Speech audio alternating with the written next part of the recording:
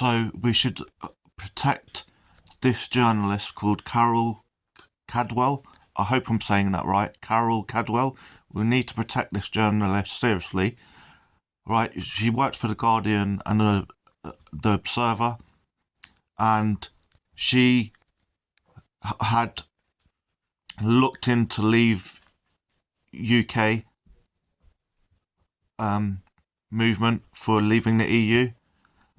I would recommend that we follow up her work. She was following the baby fish. The baby fish were Nigel Farage and Aaron Banks. When there were actual sharks that needed to be followed. The sharks were Rupert Murdoch, Boris Johnson, Donald Trump, Steve Bannon, Dominic Cummings, Michael Gove, Jacob Rees-Mogg, Priti Patel.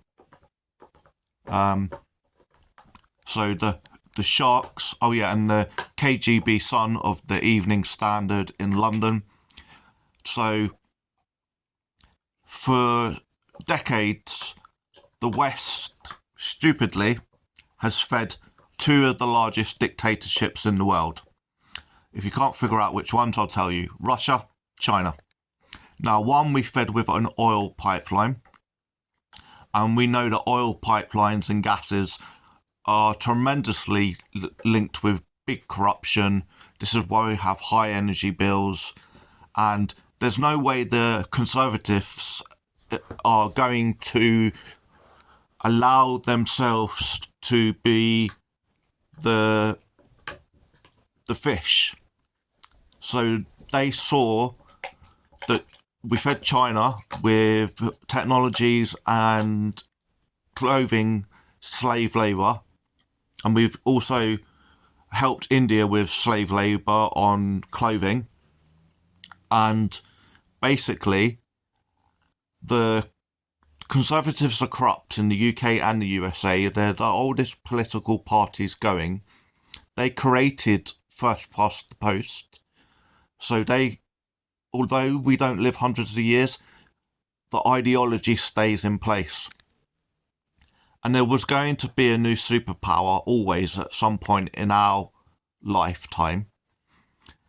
And the Conservatives saw no way of stopping the big superpowers, which was likely to be Russia, China, and India.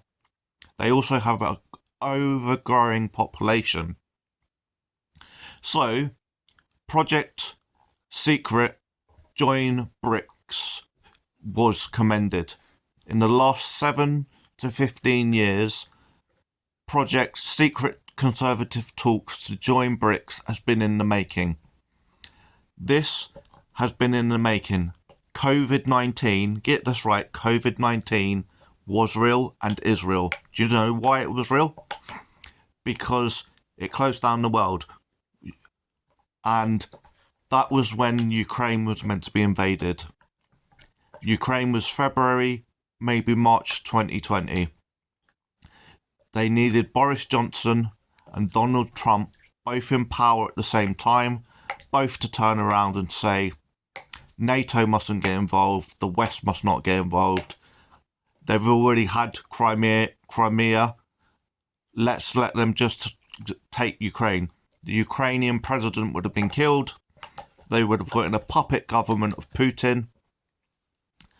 And then China was getting ready to take Taiwan for 2024 and 2025. That's 2024 and 2025. So it could build big ships. It had no idea if Trump and GOP and Republicans could change the law so that Trump could be a third-term president. Yet COVID got in the way. He lost his election. He lost his January the 6th treason coup. So plans had to change there and then. So Elon Musk buys Twitter. Twitter is going to be a Rupert Murdoch on steroids.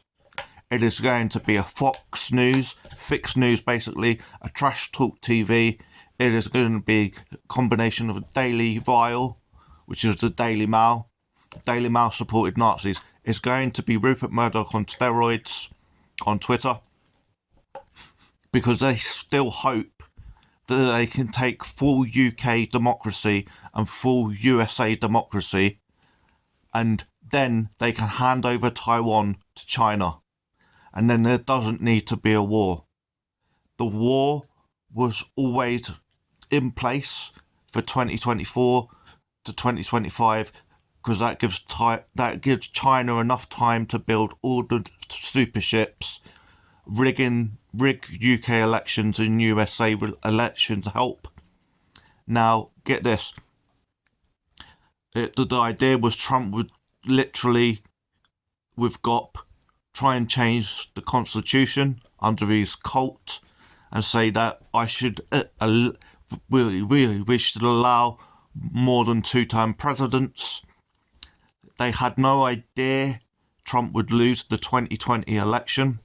They had great aspirations that he would win the treason coup on the 6th of January. That ended up killing 6 people. He lost it. So they were like, shit, we've got to do something. Right, if we buy Twitter and we mass manipulate the UK and the US people to think anyone that's not conservative is the enemy, we can win Trump back, or any GOP. And then because Trump's brave enough to say you can have Ukraine and Taiwan, the UK would then follow and go, yeah, let's get on with it. We don't need the war. Now, China had to get ready in case Liberal Democrats got in 2024, 2025. Remember, they thought Trump would win 2020 to 2024 to 2025 and be able to change the constitution so he could enact a third term. And then they don't need to go to war. We have no right to hand over Ukraine or Taiwan.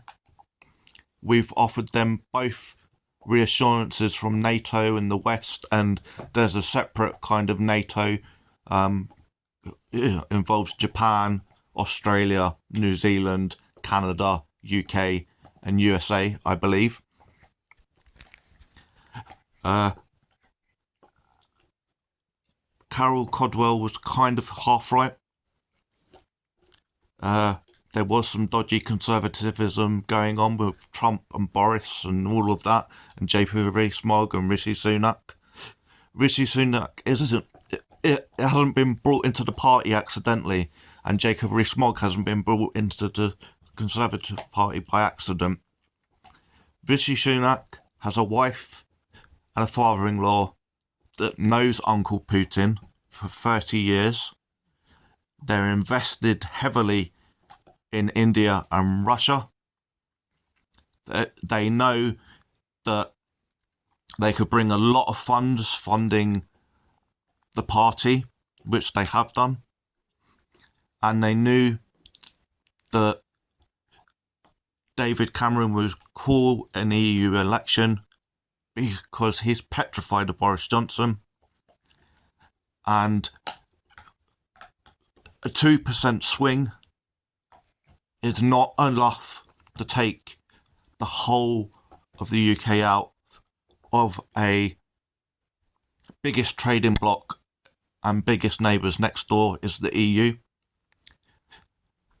Remember, Farage and Johnson and Mogg were so positive that the EU would fall, that France would exit, and Italian would exit. Why do you think the Italian Secret Service was spying the KGB son of the Evening Standard in 2019?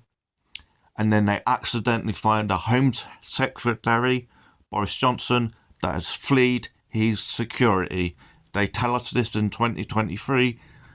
Italian services were shocked. Secret services were shocked. Conservatism sold us down the river.